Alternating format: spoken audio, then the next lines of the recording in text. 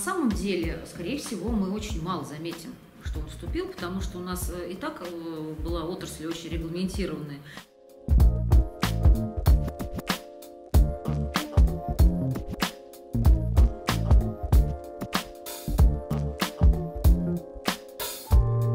Мы же не в черно-белом мире живем, да? Мы понимаем о том, что с одной стороны то, где мы работаем, там нужно регулировать обязательно.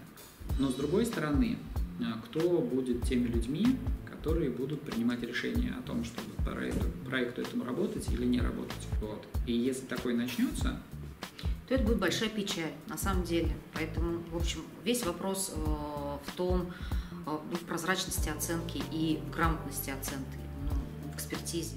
Ну, столкнемся, посмотрим. Интересно же посмотреть, каков будет масштаб обезьянника.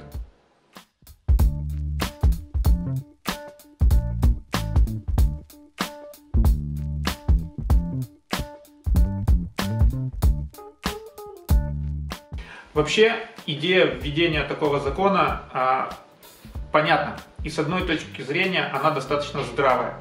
Но, как обычно, она будет не продумана и не проработана.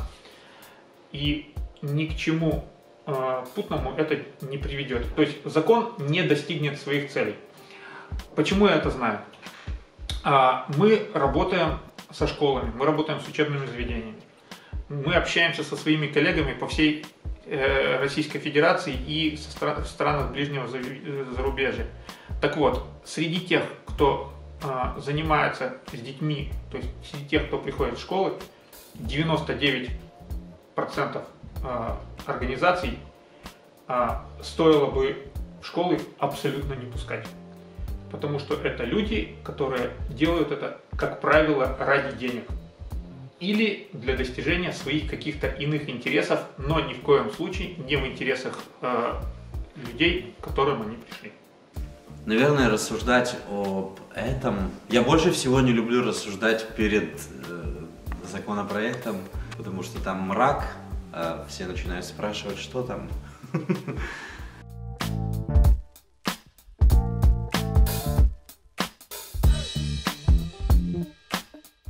Надеюсь, что нам не придется заниматься дополнительной бюрократией, и я не знаю, я не могу сказать точно, что да, это коснется или да, не коснется, потому что настолько размыто все написано в законе.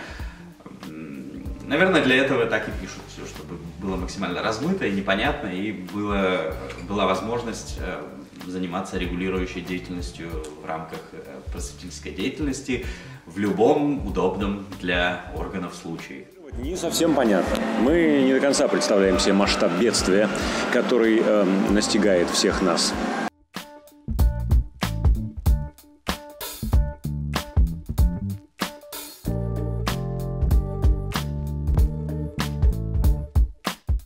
Мне кажется, что это касается пока только образовательных учреждений, вузов и тех, кто реально занимается наукой.